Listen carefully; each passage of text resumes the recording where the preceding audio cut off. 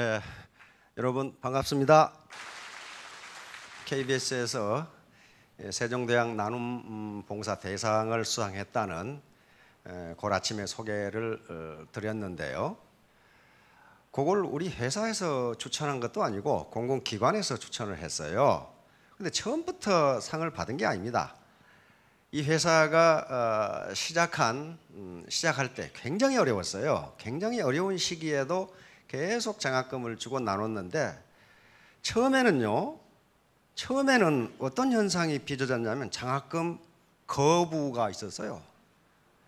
왜냐하면 이게 한국원자력연구원에서 기술을 제공한 회사 아니에요. 그래서 우리나라 원자력 기술 발전을 위해서 각 대학의 원자력공학을 전공하는 학생들에게 우리가 장학금을 주겠다. 그랬더니 그 회사가 뭐하는 회사냐? 다단계 회사다 그랬더니 수령 거부. 우리 사회의 다단계 회사에 대한 인식이 그 정도예요. 뭐 주겠다고 그래도 거부. 당신들 돈 안 받는다 이거야. 그 정도로 나빠요. 이 사회적 인식이. 그러나 안 받겠다는 걸 억지로 줄 수는 없고 받겠다는 사람들한테만 줬어요. 그랬더니 본사가 이제 공주로 이전을 했는데 관악구에 있을 때 그걸 담당하는 세무서에서 일일 세무서장, 그 일일 세무서장, 명예세무서장은 아무나 하는 게 아니거든요. 세금 잘 내고 많이 베푸는 사람한테, 기업의 CEO한테 일일 세무서장의 명예를 주거든요. 그래서 그쪽 이 공공기관에서 그 애터미의 그 회장을 일일 세무서장으로 하는 게 좋겠다 그랬더니 세무서에서 거부를 했어요. 그 다단계 회사 회장을 뭐라 시키나? 그러니까 나중에 뒷조사를 해보니까 그게 아니야. 그래서 일일 세무서장을 한 거예요. 이런 표창도 처음에는 우리는 그런 거 전혀 이 회사에서는 가능하면 언론에 노출되지 않도록 하는 게 전략이에요. 그래서 나눔 대상을 수상을 했는데 전혀 몰랐어요. 회사에 전혀 몰랐어요. 그런데 공공기관에서 추천을 해가지고 상을 3개를 받았더라고.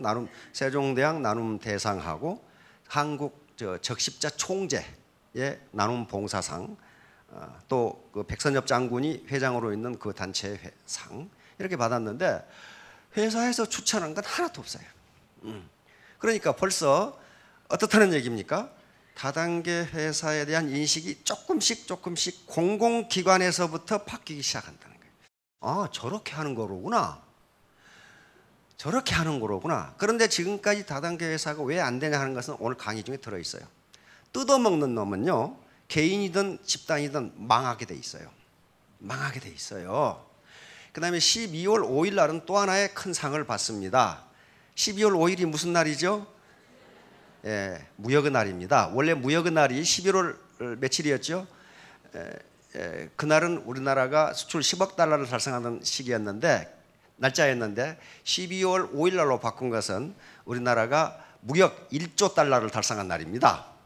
그래서 12월 5일로 무역의 날이 바뀌었어요.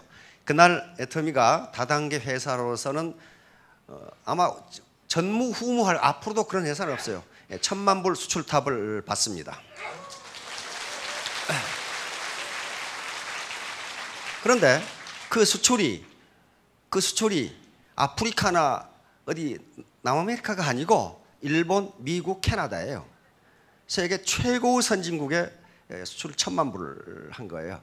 실제로는 작년에 1300만 불을 달성을 했습니다. 그래서 내년도에는 2000만 불이 넘을 것으로 보고 있고, 그런데 우리가 다단계 회사가 처음에 수출을 했다고 그러니까 뭐 그런 게 어디 있어? 그런 놈들이 있어요.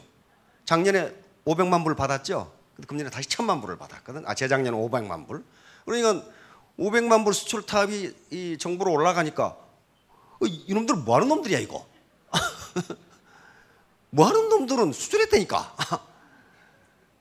그러니까 이런 것들 때문에 인식이 점차 바뀌어지고 있습니다.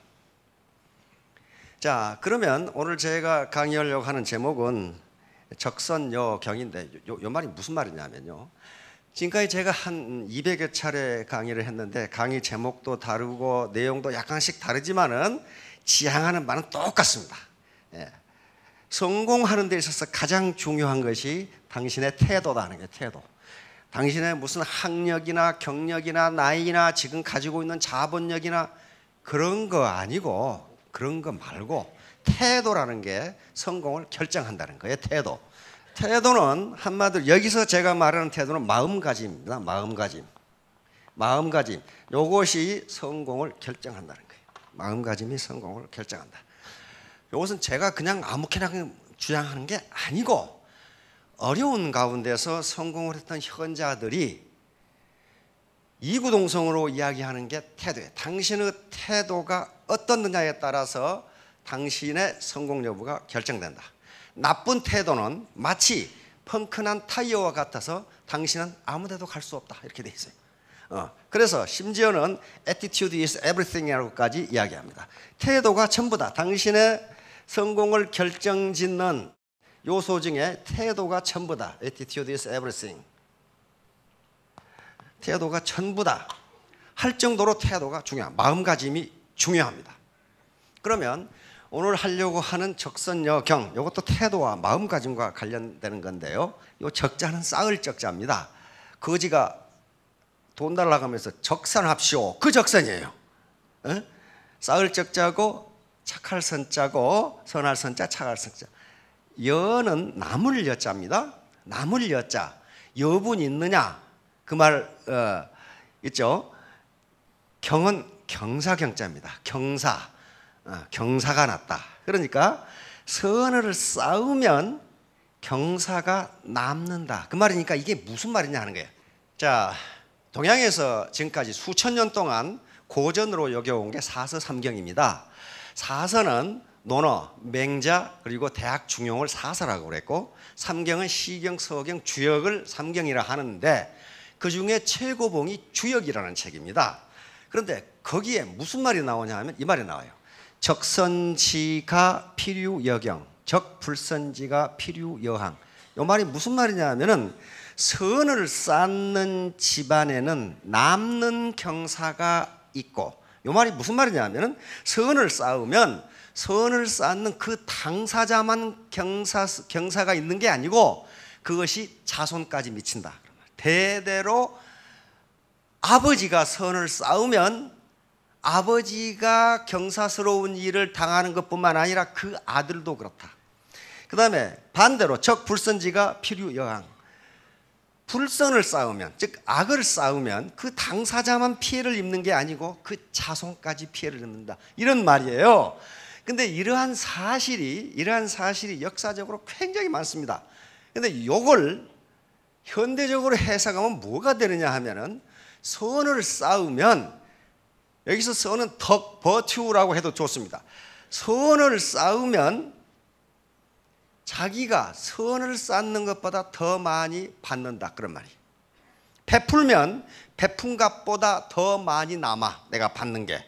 악을 쌓으면, 불선을 쌓으면 불선으로 이익 본 것보다 더 큰 손해를 본다, 그런 말이에요, 이게.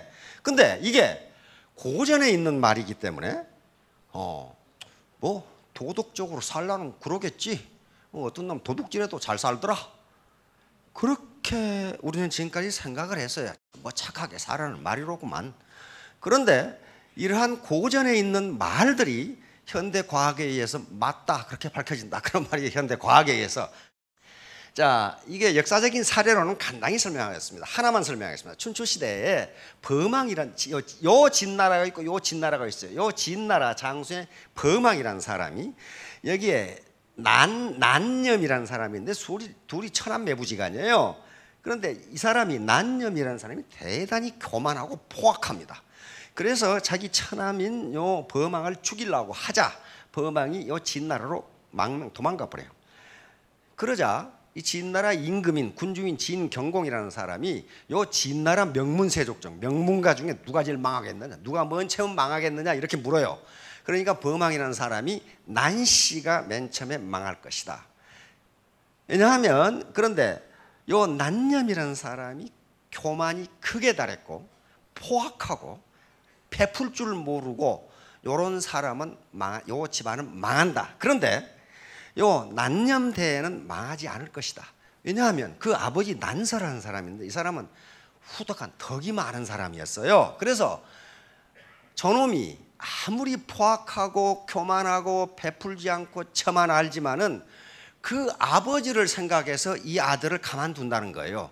그 아버지가. 왜냐하면 그 아버지한테 덕을 받은 사람이 많거든. 그러니까 그놈이 그래도 누구의 아들이지. 그러니까 봐줘야지. 그랬단 말이에요.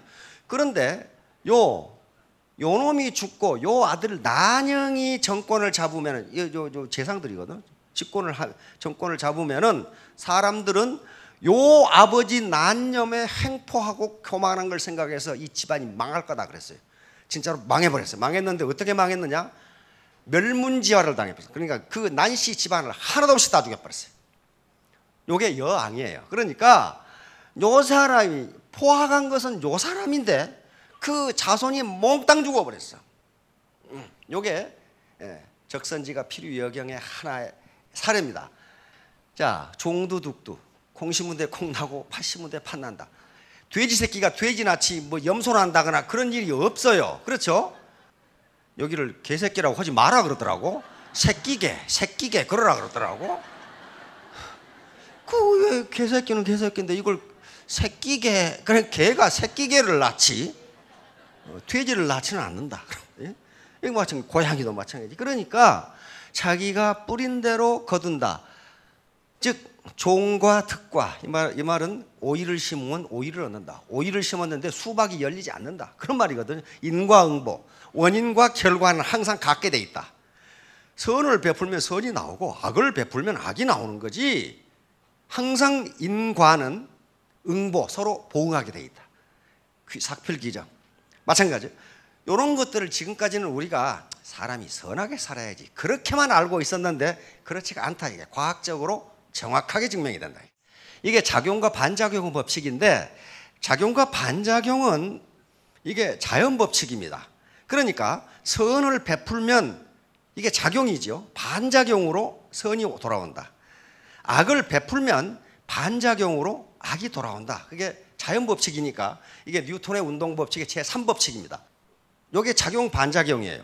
수영 선수가 턴을 할 때 뒤를 밀죠. 발로 뒤를 밀면 왜 앞으로 갈까요? 앞으로 가는 것은 요 벽이 반작용으로 이 사람을 밀어주기 때문에 가요. 반드시 작용과 반작용은 크기는 같고 방향은 반대예요. 반대로 이것도 마찬가지예요. 풍선에다 바람 나가지고 불면 어떻게 합니까? 올라가죠. 이쪽으로 나오고 이 액션이고 리액션으로 올라가는 거란 말이에요. 자, 마찬가지요. 이건 인간사에서도 가는 말이 고와야 오는 말이 곱다. 이런 것들이 전부 다 작용과 반작용. 다시 말하면 선을 심으면 선이 나오고 악을 심으면 악이 나온다. 마더 테레사 효과. 이게 이제 과거에 우리 고전에서 했던, 또 우리 조상들이 속담으로 만들어 놨던 것들이 그냥 피상적으로 선하게 잘 살아라 그 정도인 줄 알았는데 과학적으로 증명원이 맞더라 그런 말이에요. 자, 하버드대 맥클랜드 교수라는 분이 있습니다. 하버드대 교수를 30년간 하신 분인데 어떤 실험을 했냐 하면은 하버드 대학생들을 상대로 마더 테레사 수녀님 아시죠? 인도 캘커타에서 빈민들을 위해서 평생을 봉사했던 그분입니다. 하버드 대학생 132명에게 테레사 수녀님께서 봉사하는 영상을 보여줬어요.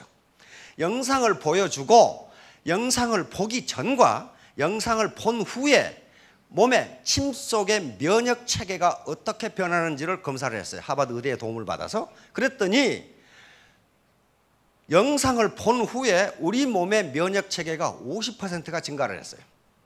굉장히 건강해진 거예요. 그러니까 여러 가지로 실험을 했습니다. 마더 테레사의 영상을 보여준 경우에 우리 몸의 면역 체계가 50%가 증가를 했다. 그러니까 뭐예요? 암에도 안 걸리고 병에 안 걸린다는 거야. 그러면 그 얘기를 들었을 때는 어떤가 해서 선한 행동을 한 얘기를 들려주더니 그때도 면역 체계가 올라가요. 그 다음에 마더 테레사의 책을 읽고 면역 체계를 조사했더니 그때도 올라가. 그러니까 선한 행동을 보거나 듣거나 읽는 경우만 하더라도 우리 몸의 면역 체계가 좋아진다. 올라간다. 그래 가지고 이것을 마더 테레사 효과, 마더 테레사 이펙트라고 사약 심리학적으로 이름을 붙이고 요걸 또 19세기에 아프리카에 가서 의료 봉사를 했던 슈바이처 박사 있잖아요. 슈바이처 이펙트라고도 붙였습니다. 그리고 맥클랜드 교수는 이 결론을 내렸어요. 사랑에 대해 생각하거나 사랑을 베풀거나 사랑을 받는 것, 요 자체가 면역 체계를 강화한다. 다시 말하면 사랑에 대해서 생각만 하고 마더 테레사 참 훌륭한 분이네, 이렇게 생각만 하는 것도 면역 체계를 강화시켜주고, 자기가 사랑을 받는 것도 면역 체계를 강화시켜주고, 베푸는 것도 강화시켜준다. 얼마나? 50% 강화시킨다. 50% 무려. 자, 그런데 이것이 이제 발표가 되고 이제 많은 학자들이 이 문제에 대해서 연구를 시작합니다. 뭘 연구하기 시작하냐? 그러면 봉사활동을 하는 경우에는 어떻느냐 하는 거야. 그래서 봉사활동을 하기 전과 봉사활동을 한 후에 면역체계를 조사해 똑같아. 봉사활동을 한 후에 면역체계가 50%가 증가해버려. 굉장히 건강해진다. 봉사활동을 한 후에. 그런데 봉사활동을 하는데 대가를 받고 하는 경우와 대가를 받지 않고 하는 경우를 조사했더니 대가를 받지 않고 봉사활동을 하는 경우에 면역체계가 훨씬 강화돼. 그러면 공짜로 자기가 베푼 것 같은데 그게 뭐라는 거예요? 공짜가 아니더라는 거예요. 뭘 받아요? 건강을 받아. 몸은 고달픈데 몸의 면역체계는 50% 이상 올라간다는 거예요. 이게 마찬가지 금 모으기에 자기 금을 갖다 주면서도 기분이 좋아. 왜? 내가 나라를 구했다. 그렇죠? 그러면서 면역체계가 올라가는데 이와 같이 봉사활동을 한 경우에 그 기분이, 요 현상이 약 1주 내지 2주 지속되는 걸로 되어 있어요. 그러니까 그간에 계속 봉사활동을 하면은 항상 몸의 면역체계가 강화되어 있다 하는 게 나타난단 말이에요. 자, 헬퍼사이. 앨런 눅스라고 하는 로스쿨 나온 사람이니까 법률가입니다. 변호사인데 이 양반이 비영리단체 NPO, Non-Profit Organization, 비영리단체와 자원봉사 전문가이자 지도자입니다. 미국에는 뉴욕에만 해도 이런 자원봉사단체가 19,000개가 있을 정도니까 얼마나 많은 미국 사람들이 자원봉사를 하는가 하는 걸 알 수가 있어요. 대학이나 고등학교에서 전부 자원봉사를 시킵니다. 자원봉사를 하지 않으면 유명 대학에 갈 수가 없어요. 자, 그런데 요걸 조사해 봤더니 이 사람이 붙인 이름이 헬퍼스 하이, 이 말은 남을 도울 때 느끼는 최고조의 기분을 헬퍼스 하이라고 했습니다. 그래서 봉사활동을 한 사람들의 면역 체계를 조사해 봤더니 엔돌핀이 나오는데, 엔돌핀이란 말 아시죠? 엔돌핀이란 말은 몸에서 나오는 모르핀이라 그 말이에요. 앵이란 말이 안에서 그 말이니까. 그러니까 모르핀은 암세포를 죽인다든가 고통을 모르게 한다든가 기분을 좋게 하는 거예요. 그 다음에 스트레스 호르몬이 낮아지고 혈압이 떨어지고 콜레스테롤이 저하되는 현상이 나타났어요. 의학적으로 이걸 헬퍼스 하이라고 붙였습니다. 그래서 요런 현상이 나타나면서 요런 책이 나옵니다. 특히 어디서 이걸 연구하기 시작했냐면 각 병원, 종합병원에서 과연 그런가 하고 연구를 했는데 맞더라는 거예요. 병원에 가면 환자들이 있는데 환자들 중에서 자기도 아픈데 남을 도와주는 환자가 있다는 거예요. 남을 도와주는 환자. 그리고 일방적으로 도움만 받는 환자가 있는데 그걸 대학병원에서, 듀크 대학 같은 경우 대학병원에서 조사를 해봤더니 자기도 아프면서 남을 도와주는 환자는 빨리 치유도 되고 죽는 확률이 낮더라는 거예요. 그리고 일방적으로 도움을 받는 환자는, 남에게 도움을 주지 않는 환자는 죽기도 많이 죽고 낫지도 않더라는 거예요. 그러니까 이것을 헬퍼스 하이, 돕는 사람은 몸에서 엔도르핀이 몇 배가 있어요. 무려 3배가 나온다 그랬어요. 무려 3배가 나와서 병을 치유해주고 고통을 모르게 하고 기분을 좋게 하고 혈압을 떨어뜨리고 콜레스테롤을 떨어뜨리고 스트레스 호르몬을 낮게 해서 병을 낫게 만든다는 거예요. 이런 현상이 밝혀지면서 도움 치료라는 게 있구나, 이게 이제 나온 거예요. 그래서 요 헬퍼 이론, 헬퍼 시어리라고 해요. 도움 치료 원리예요. 미국의 프랭크 리스먼 박사가 이 책을 쓰면서 이 사람도 자원봉사의 대가입니다. 요건데 이 양반은 뭘 가지고 연구를 했냐면 자조집단, 상호 부조집단에서 이 현상을 연구를 했어요. 다시 말하면 자조집단이라는 게 셀프 헬프 오가니제이션이니까 이런 게 있죠. 같은 병을 앓는 사람들이 어떤 단체를 만든 것들이 있습니다. 뭐 당뇨병, 뭐 환우협회라든지, 또는 부모들이 자기 자녀가 어떤 희귀병에 걸린 자녀가 있으면 부모들이 그 단체를 만들죠. 근데 그 단체에서는 도움을 받고 주는 사람이 정해져 있습니까? 안 그래요. 상호 정보를 주고 정보를 교환하고 그러면서 도움을 주고받는 관계예요. 이게 자조집단이에요. 요 집단과 일방적으로 도움을 받는 집단을 연구해 봤더니 자조집단, 도움을 주고받는 집단이 훨씬 삶의 질이 좋더라는 거예요. 우울증도 적게 걸리고 자기 효능감도 높고, 그리고 그 단체에 대한 애착심이 굉장히 강하더라는 거예요. 자기가 도움을 주고 다른 사람한테 정보를 받고, 요 집단에서. 그래가지고 도대체 도움을 주는 사람 그리고 도움을 받는 사람 간에 어떤 관계가 있는가를 연구하다 이걸 연구하기 시작한 거예요. 그랬더니 도움을 주는 사람은 자기 효능감이 높아진다 이렇게 돼요. 여기서 셀프 에피커시라는 것은, 도움을 주는 사람이 자기 효능감이라는 것은, 아, 나도 뭔가를 할 수 있네, 나도 썩 괜찮은 인간이네, 나도 남의 도움을 받는 것만 아니고 나도 도움을 줄 수 있네, 그렇다면 내가 무언가를 할 수 있네, 이게 자기 효능감이, 자신감이 높아진다는 거예요. 지금까지는 계속 도움을 받다가 자기가 도움을 주면은 자기 효능감이 높아지겠죠. 아, 나도 제법 괜찮은 인간이네, 이렇게 된다는 거예요. 이렇게 되니까 자신감이 높아지면서 성취가 잘 된다는 거예요. 이게 도움을 주고 받는. 근데 도움을 받는 사람은 어떻게 되느냐, 마찬가지라는 거예요. 그러니까 도움을 일방적으로 받는 집단보다 도움을 주고받는 집단의 멤버들이 더 행복하고, 아, 나도 무언가 할 수 있네, 나도 누군가에게 도움이 되는 사람이네, 이렇게 되니까 행복하겠죠. 그리고 더 우호적인 생각, 집단에서, 아, 우리 단체가 참 좋네, 우리 단체가 참 좋네, 이렇게 생각하는 거예요. 이걸 듀크 대학병원에서 진짜 그런가 연구해 봤어요. 심장병 환자 앓았던 사람들에게 주기적으로 봉사활동을 해달라고 했는데, 진짜로 주기적으로 봉사활동을 했던 사람들이 훨씬 우울증도 안 걸리고 삶도 좋고, 그리고 죽지도 않다는 거예요. 그러니까 도움을 준다는 것 자체가 공짜가 아니고 건강이라는 보상을 받는다는 거예요. 도움을 주는 사람은 헬퍼 사이가 되는데, 도움을 받는 사람은 어떠냐, 이게 도움을 받는 사람이 진짜 고맙습니다, 감사합니다라는 말을 가지면 헬퍼 사이가 나타난다는 거예요. 그 사람도 면역 차이가 올라가. 그런데 무덤덤하면 아무것도 안 나타난다는 거예요. 도움을 주는데 감사하다는 생각을 안 해. 그러면 그 사람에게는 아무 효과도 나타나지 않더라는 거예요. 아무 효과도. 도움을 주는데 고맙게 생각하지 않은 사람한테는 더 이상 도움을 주기가 싫죠. 그런 게 인지상정인데, 도움을 계속 주더라도 그렇다는 거예요. 자, 그러니까 이때 입으로 건성으로 하는 감사함은 헬퍼 사이가 안 나타나요. 진짜로, 아이고 정말 고맙습니다, 그 할머니들의 감사함이 있죠. 아이고 아저씨 고맙습니다, 이렇게 하면은 엔도르핀이 나오고 혈압이 떨어지고 콜레스테롤이 낮아지는 효과가 나온다. 그래서 돕는 사람과 똑같은 효과가 나온다.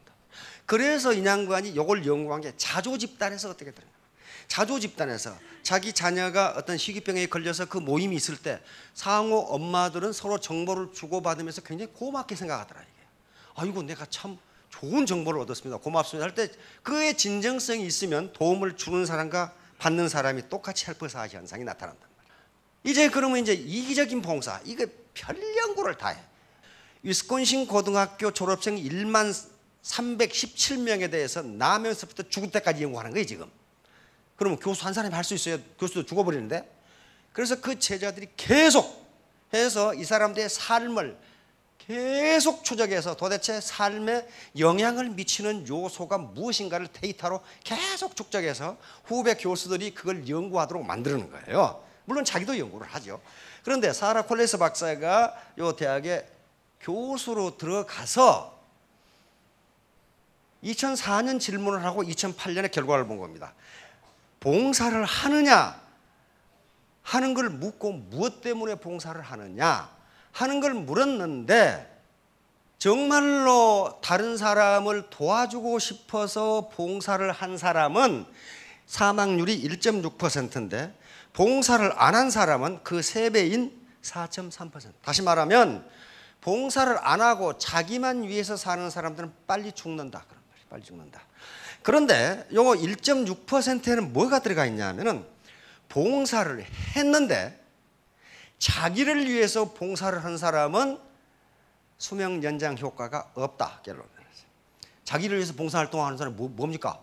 크리스마스 날 못 가서 사진 찍은 사람 있죠. 그래가지고 우리 회사는 이렇게 했어. 그건 자기가 광고를 하고 한 거지 진짜로 그 대상자가 불쌍해서 한 것이 아니란 말이에요. 이런 것은 효과가 아무것도 없다는 게 나타났어요. 자기를 위해서 봉사활동을 한 것은 봉사활동을 하지 않는 것과 같다. 이 결론이 나온 거예요. 여기서. 그러니까 거기에 사망률이 들어가 있으니까 실제로 봉사활동을 한 사람은 주기적으로 하는 사람은 거의 죽지 않는다. 이 결과가 나온 거예요 지금. 그러니까 이기적인 봉사는 아무 쓸모가 없다. 물론 그 봉사 자체는 좋지만은 자기에게 돌아오는 포지티브한 영향은 하나도 없다. 이 결론이 나온 거란 말이에요. 자, 그래서 봉사를 안 한 사람 그리고 남에게 베풀지도 않은 사람, 남에게 피해를 주면서 자기 이득을 취한 사람, 다른 사람을 이용해서 자기의 출세를 하려고 하는 사람, 돈을 벌려고 하는 사람은 어떤 효과가 있는가를 봤더니 담배를 피우지 않더라도 담배를 피운 것만큼의 독소가 발생한다. 그렇게 돼 있어요. 난 담배 끊었어. 그런데 나쁜 짓 하면 담배 핀 것하고 똑같다. 그런 거예요. 똑같다. 그러니까 별너무 연구를 다 하고 있죠. 별너무 연구를 다 하고 있어요. 그러니까 우리 고전에 적선여경, 적선지가 필요여경이라고 하는 말이 그냥 도덕적으로 그렇게 해라는 게 아니고 현대 과학에 의해서 그렇게 하면 당신에게 돌아가는 게 있다. 남는 경사가 있다 하는 말이 이제 과학적으로 밝혀지기 시작한 거예요. 자, 애터미의 회사의 이념에 대해서 잘 들으셨을 겁니다. 그러면 지금 내가 있고 이렇게 이제 나가죠. 이렇게 나가는데 요 스폰서와 파트너 관계입니다. 요 스폰서와 파트너 관계는요 도움을 주고받는 관계이지 일방적으로 도움을 주고 일방적으로 도움을 받는 관계 절대로 아니에요. 요 스폰서는 너 내 덕 때문에 먹고 산다. 천만의 말씀. 그렇지가 않아요. 그렇지가 않습니다. 요 각 멤버들은 독립된 사업자입니다. 독립된 사업자로 사업 등록을 해야 돼요. 독립된 사업자이고 요 사람은 요 파트너는 요 사람의 직원이 아니에요. 부하도 아니고 직원도 아닙니다. 부하이고 직원이면 자기가 봉급을 줘야 될 거 아니야. 그렇죠? 자기가 봉급 안 줘요. 누가 줘요? 회사에서 수당을 줘요. 다시 말하면 각각의 멤버들은요 회사하고 1대1 관계로 계약을 한 거예요. 그래서 자기 노력의 결과만큼 회사가 분배를 해주는 거예요. 그러는 거지. 요 스폰서가 요게 베푸는 게 아니에요. 그런데 못된 파트너는 또 스폰서를 뜯어먹어요. 당신 내 덕분에 먹고 살잖아. 내놔. 그러면 어떻게 한다 그랬어요? 바로 저각여앙이에요. 이 관계에서는요 도움을 주고받는 관계가 아니고 주먹을 주고받는 관계예요. 지금 주먹을 주고받아요.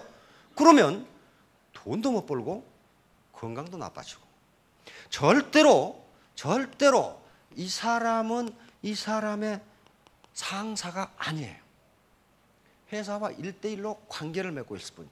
그런데 왜 우리가 스폰서의 말을 잘 들어라, 스폰서하고 하나가 되라고 얘기하냐면 서로 도움을 주고받아라. 혼자는 절대로 성공할 수 없으니까. 도움을 주고받으면 돈도 생기고 건강도 좋아진다. 돈도. 이게 스폰서 뜯어먹으려고 하는 사람, 스폰서가 파트너를 부하처럼 생각하는 조직은요 크지 않아요. 크지 않다가 저끼리 싸우다가 망해요. 그래서 오늘 리더스 클럽에서 이 경우는 돈을 찢는 경우라고 제가 얘기를 했거든요. 돈을 찢는 경우다.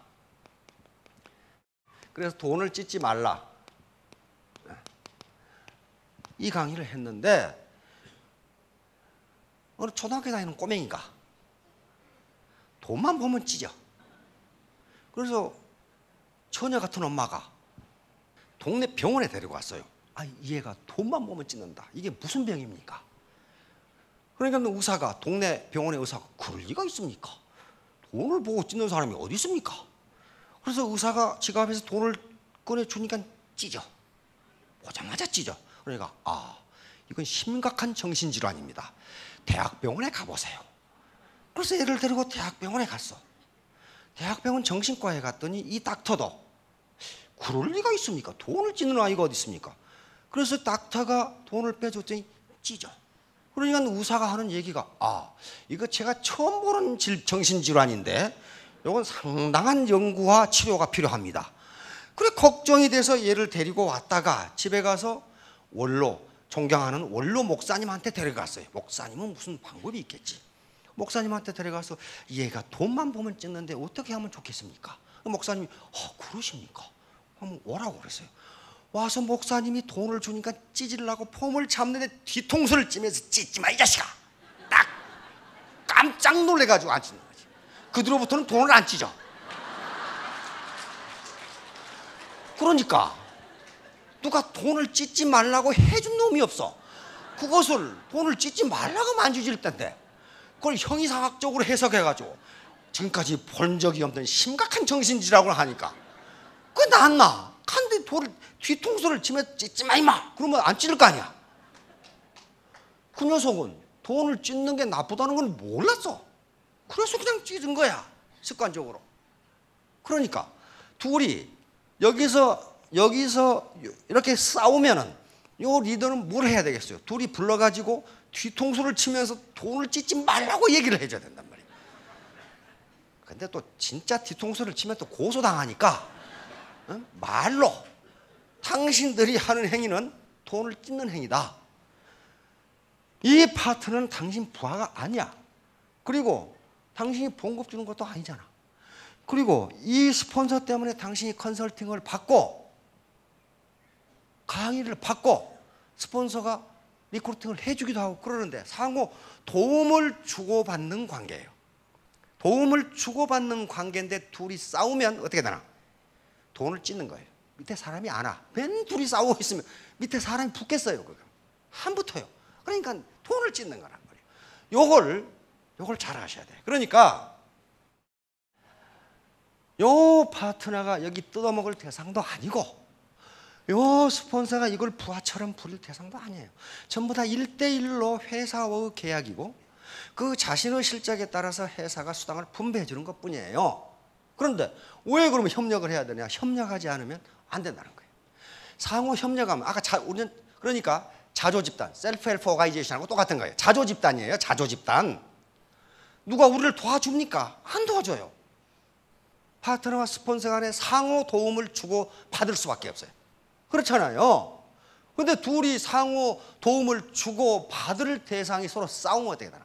아이고 이놈의 조직 엉망이네 이렇게 된단 말이에요.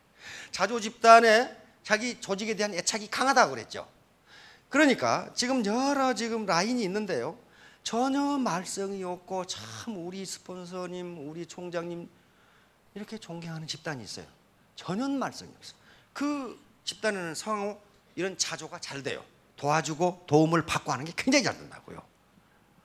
그런데 찢고 받고 하는 사람 보면은 저거 돈만 찢지 않으면 금방 스타마스터 되겠는데 지가 찢어가지고 안 돼. 제때 말 안 듣고 말이야. 그러면 그놈이 당신이 뭔데 그러죠 또. 그게 서로 싸우면 돈 버리고 건강 버리고 돈 버리고 건강 버리고. 우리는 셀프 헬프 오가니제이션입니다. 애터미는 셀프 헬프 오가니제이션. 자조 집단이에요. 자조 집단. 우리 스스로 우리를 돕지 않으면 도와줄 사람이 없어요. 누가 도와줘요? 자, 그리고 아까 헬퍼, 도움을 주는 사람이 건강이 좋아지고 돈도 번다 하는 얘기인데 제가 지금까지 보기에는 이 회사의 제품을 누구에게 전달하는 것은 도움을 주는 거예요. 도움을 준다는 생각을 가지라는 거예요. 도움을 준다. 그런데 요 사람이 자기 돈 벌기 위해서 나를 이용하느냐 안 하느냐는 식스센스, 제 육감으로 이 고객에게 전달이 됩니다. 저 사람이 진정 나를 위해서 그러는구나. 아니다. 저 자식 지 돈 벌려고 나를 이용하는구나. 그렇게 되면은요, 조직도 안 커지고 자기 기분도 나쁘고 이렇게 된다는 거예요. 그러니까 이렇게 좋은 제품, 이렇게 싼 제품을 저 사람한테 전해주면 저 사람 화장품 값도 줄일 수 있을 텐데 거절하다니 참 안타깝다. 이렇게 생각을 하면 자기 기분도 안 나쁘고 헬퍼 사이가 나타나는데, 네가 거절을 해? 두고 보자 너. 내가 돈 많이 벌어가지고 이렇게 되면은 안 된다는 거예요. 건강이 나빠져. 건강이, 기분이 나쁘잖아요. 열에 9번 거절하는데 기분이 나쁘잖아요.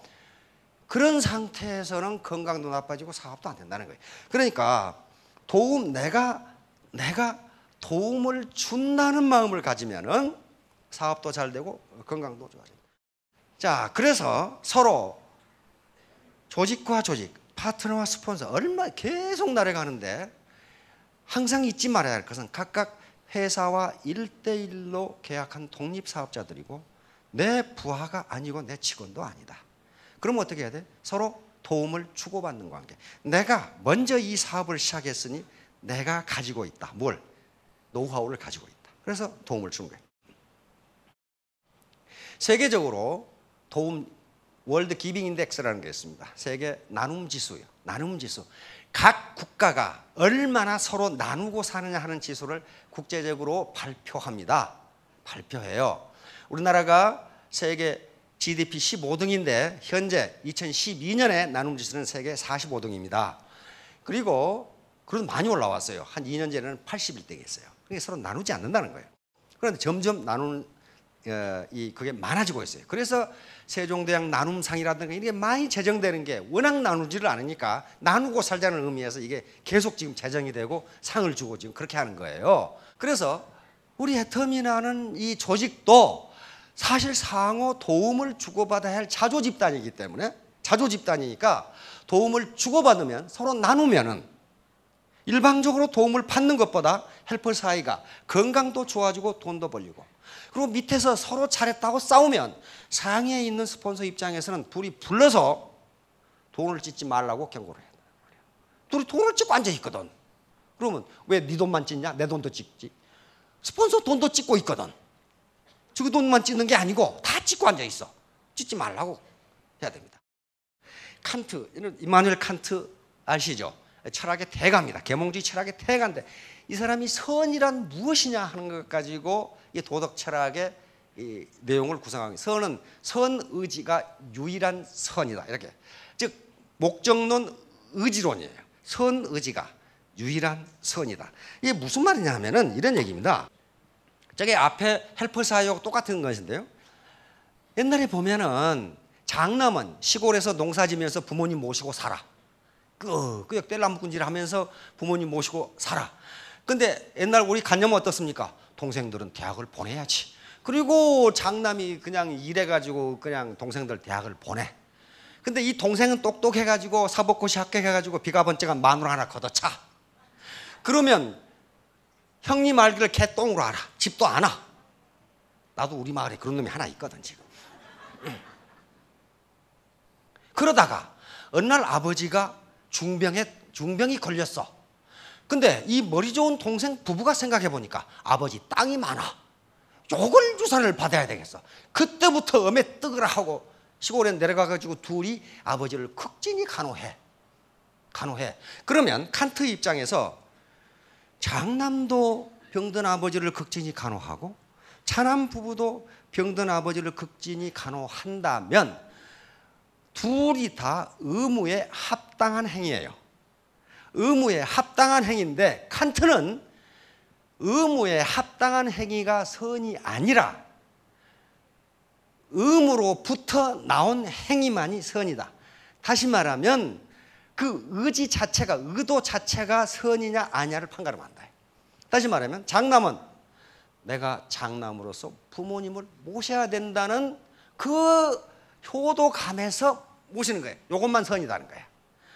다른 목적, 다시 말하면 땅이 많지, 요걸 좀 물러봐야 되겠다, 요 의도로 하는 것은 그 행위가 옳은 행동이라도 선이라고 할 수 없다가 칸트의 도덕 철학이에요. 그거 맞는 것 같아요? 아, 우리는 금방 생각할 수 있는데 이 사람은 평생 연구해서 겨우 요거 이제. 그런데 미국의 과학자들이 큰아들 같은 경우에만 헬퍼 사이가 된다. 작은아들 같은 경우에는 도움을 주고 있지만은 아무 이득이 없다는 거예요. 아무 이득이 없다. 칸트는 그냥 앉아서 생각했는데 미국의 과학자들이, 의학자들이 그걸 밝혀내고 있는 거예요. 저것만 선이다. 그러니까 여러분, 남편들이 입만 벌리면 마누라 사랑한다고 그러는데 정말 사랑하는지 안 하는지를 침검사해 보면 안답니다. 그 말을 하기 전과 그 말을 한 후의 침의 면역 항체를 조사해 보면 거짓말하는 건지 참말하는 건지 안 돼요. 미국에서는 실제로 심리학자들이 뭘 가지고 했냐면 MRI를 가지고 측정을 합니다. MRI에 집어넣으면 이 사람이 진짜 마누라를 사랑하는지 안 하는지 그림으로 나타나요.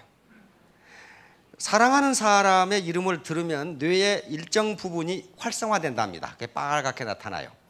그래서 미국에서 한 용감한 작가가 나는 진짜 마누라를 사랑한다. 그럼 네가 해볼래? 하겠다 그랬단 말이에요. 통 속에다 집어 넣어놓고, MRI 통에 안 들어가 본 사람은 통이 어떻게 생긴지 모를 거예요. 그 들어가면 기분 되게 나빠요. MRI 통에 쑥 집어 넣어놓고 어떤 테스트를 했냐면은 김태희, 전지현, 손연재, 김연아 이렇게 부르다가 느닷없이 마누라 이름 김말자 이렇게 불렀답니다. 그러면 다른 예쁜 아가씨들 이름을 부를 때와 들을 때와 마누라 이름을 들었을 때 이 뇌의 운동이 어떻게 되느냐를 보면 진짜인지 가짜인지가 나온다. 그러니까 남편이 의심스러우면 뒷조사하지 말고 MRI 통에다 집어넣어놓고 검사해 보면 현대 과학은 이제 사람의 마음까지를 읽어냅니다. 이 사람이 무슨 생각인지, 진짜 고맙다고 하는지 침조사해 보면 다 나온다. 자, 이제 결론을 이야기하겠습니다. 결론. 자, 중심 특성. 게슈탈트 심리학이라는 심리학 분야가 있습니다. 이것은 전체는 부분의 합보다 크다요. 전체는 부분의 합보다 크다. 지금까지의 심리학자들은 부분을 합해 놓으면 전체가 된다고 생각을 했어요. 근데 이 심리학자는 그게 아니다. 인간은 그렇게 된 게 아니다는 거예요. 부분의 합은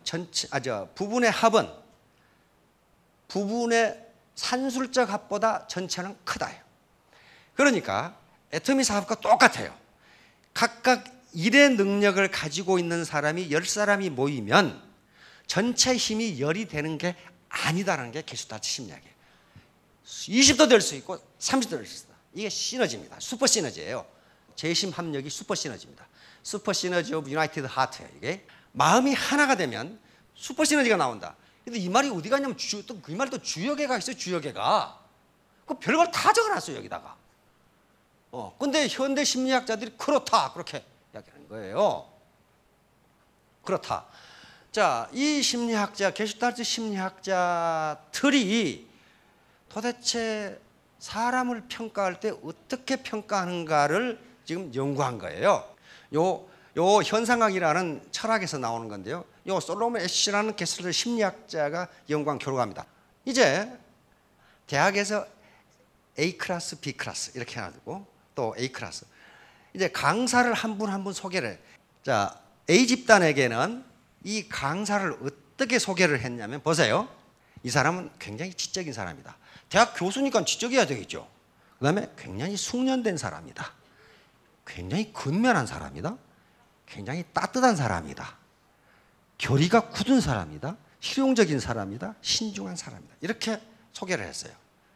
그 다음에 집단 B에는 똑같은 강사입니다. 똑같은 강사인데 다른 클래스에 가가지고는 이 사람은 지적인 사람이다. 똑같죠? 숙련된 사람이다. 근면한 사람이다. 그런데 요것만 달라. 차가운 사람이다. 결의가 굳은 사람이다. 실용적인 사람이다. 똑같이 소개를 했어요. 그러고 나서 수업이 끝난 다음에 두 강사에 대한 수업 평가를 했더니 A 집단이 이 강사에 대해서 굉장히 좋게 평가하고 B 집단은 굉장히 나쁘게 평가하는 똑같은 수업을 했는데 단지 틀린 게 뭐예요? 이 사람은 따뜻한 사람이다. 이 사람은 차가운 사람이다. 요것만 달라요. 여기는 미국입니다. 한국이 아니에요. 미국은 굉장히 실용주의적이고 합리적인 사고를 하는 사람들이에요. 즉 다시 말하면 한국인들이 다혈질이고 감성적인 분들이라면 미국 사람들은 매우 이성적이고 차가운 사람들입니다. 굉장히 계산이 똑바라요. 그런데 이 사람은 따뜻하다고 하는 요 하나만 들어갔고 여기에는 차가운이라고 하는 한 말만 들어갔는데도 그 사람 전체를 요걸 가지고 평가하더라. 그 말이에요 지금. 그래서 이 애쉬 교수는 여기다가 따뜻한 차가운 대신에 정직한 부정직한, 공정한 불공정한 요 말을 집어넣었어요. 요 말을 집어넣었는데 평가에 영향이 없더라는 거예요. 아무 영향이 없어. 다른 어떤 말을 집어넣어도 평가에 영향이 없어요. 근데 따뜻한 차가운이라는 말만 그 사람 전체를 평가하는 것이 되더라. 그러니까 요것을 요 학자들은 게슈탈트 심리학자들은 중심 특성, Central Characteristics라고 붙였습니다.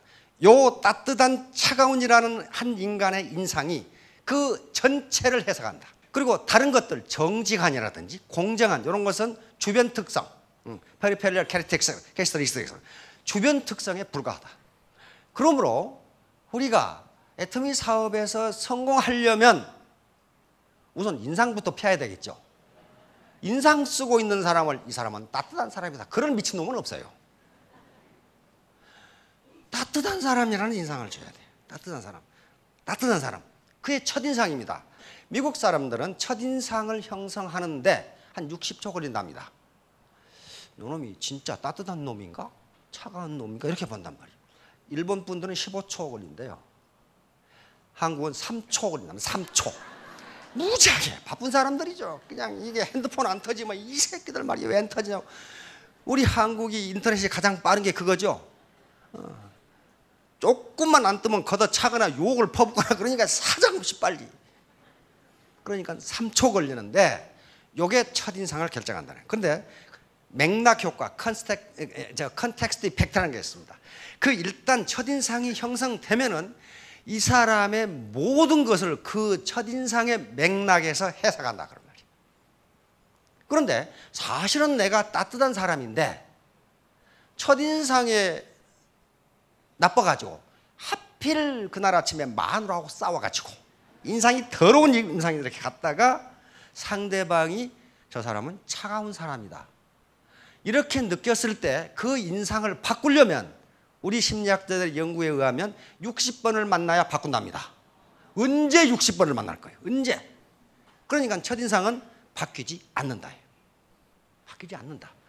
그러므로 아침에 마누라하고 싸웠더라도 속은 부글부글 끓더라도 웃으면서 가야 돼. 웃으면서 첫인상을 따뜻한 사람이라는 인상을 주면은 모든 걸 그 맥락에서 이 사람은 정직할 것이다. 이 사람은 삶이 바를 것이다. 이 사람은 사랑이 많은 사람 같다. 그 맥락에서 이 사람은 매우 지적으로 보인다. 그게 첫인상의 가장 좋은 예가 우리 사회에서 많이 나타납니다. 이분은 서울대학을 나왔고 이분은 지방대학에 그 이름도 없는 대학을 나왔어. 그러면 이분이 실수하면 서울대학 나온 놈이 실수하면 어떻게 합니까? 뭐 사람이 그럴 수도 있는 거지 뭐. 이분이 실수를 하면 내가 처음부터 그럴 줄 알았어. 이게 첫인상이에요. 이게 첫인상이라고. 이게 첫인상이 굉장히 무서워요 그게. 그러므로 우리는 불특정 다수의 사람들을 만나야 되는데 언제 60번을 만날 거냐고. 첫인상이 중요합니다. 첫인상이 저분은 믿을 만한 사람이네. 이 인상을 줘야 돼. 저분은 정말 나를 위해서 이걸 쓰라고 하네.